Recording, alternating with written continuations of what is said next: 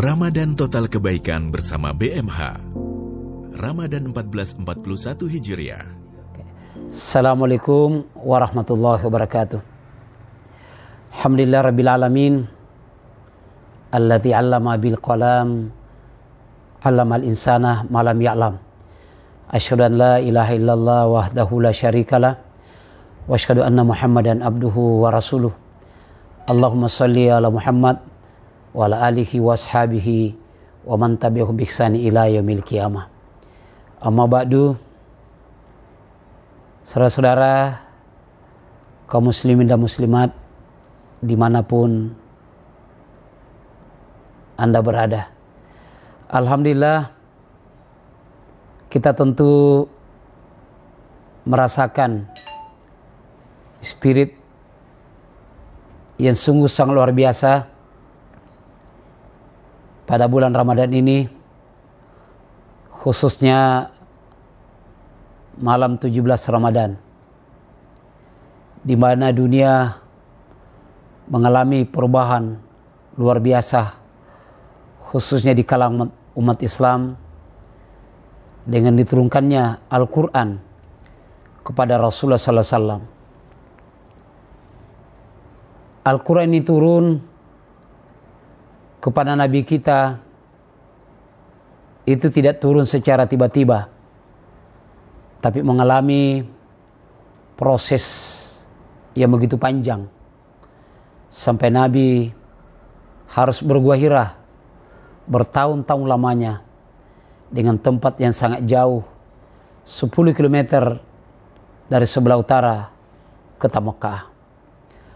Apa yang beliau lakukan di Gua Hira adalah melakukan perenungan terhadap persoalan dihadapi oleh manusia. Kenapa orang mempersyirikatkan Allah? Kenapa yang kuat menghancurkan yang kecil, yang kaya menindas yang miskin? Wanita-wanita juga pada saat itu tidak ada harganya sama sekali. Nah, disitulah Nabi melakukan pemikiran atau bertahanut untuk mendapatkan jawaban dari persoalan yang dihadapi di dunia pada saat itu.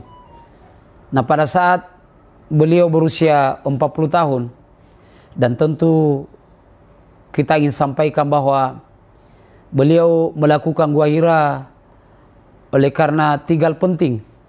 Yang pertama, hilangnya rasa tagok di dalam diri. Kemudian yang kedua, adanya rasa tanggung jawab. Dan yang ketiga, adanya kerinduan berjumpa dengan Allah Subhanahu wa taala.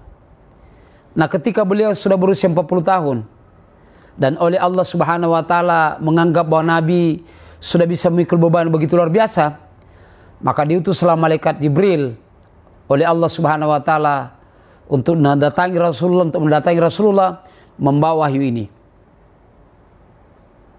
Karena sikap mental yang sudah cukup pada diri Nabi.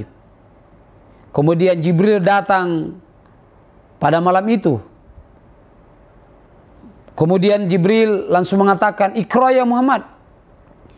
Baca ya Muhammad. Karena Muhammad memang tidak tahu tulis baca. Maka Muhammad mengatakan, "Mana biqori, saya tidak bisa membaca." Kemudian Nabi pun dipeluk.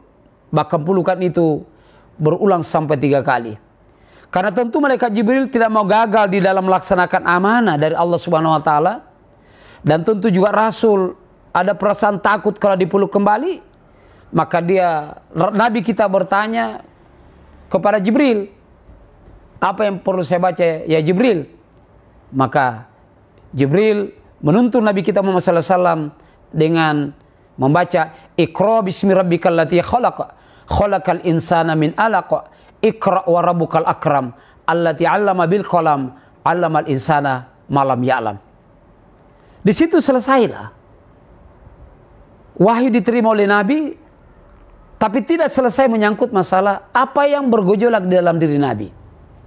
Hal menarik berikutnya untuk kita telaah adalah kenapa Nabi menerima wahyu baru 5 ayat, tapi sudah berkeringat, takut, dan sesak napas.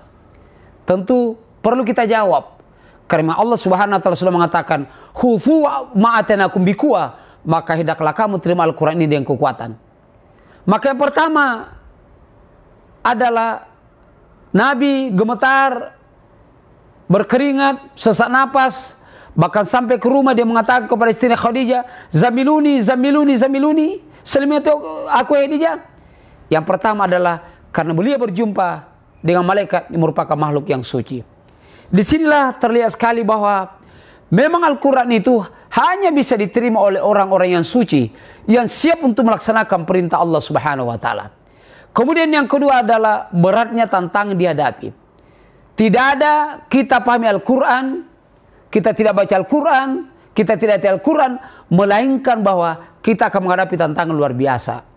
Kemudian yang ketiga adalah adanya kebulatan tekad untuk melaksanakan perintah Allah Subhanahu wa taala. Dan yang keempat adalah karena beliau menampung surah wahyu.